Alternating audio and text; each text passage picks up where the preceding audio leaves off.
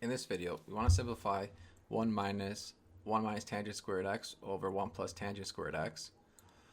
We're going to write 1 as a fraction with the same denominator, so think of just multiplying top and bottom by 1 plus tangent squared x. So we get 1 plus tangent squared x over 1 plus tangent squared x minus 1 minus tangent squared x over 1 plus tangent squared x. Now they have the same denominator, so we can combine the fractions. Note that this negative distributes to both of 1 and negative tangent squared. So that's why we want to make sure to put a parenthesis around the 1 minus tangent squared. And so now what we do is distribute the negative. So the 1 turns into negative 1.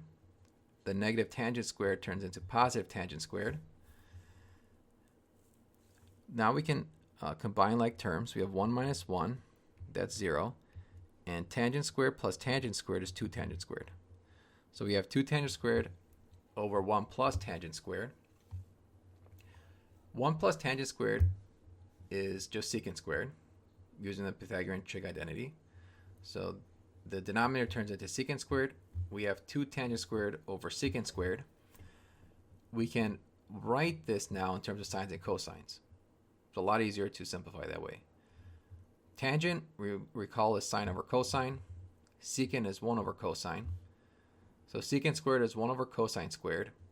And tangent squared is sine squared over cosine squared. So that's what we have over here.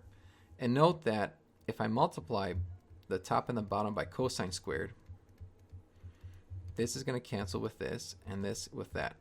So what we're left with is 2 sine squared on the top and then 1 in the denominator. So that simplifies to just 2 sine squared x.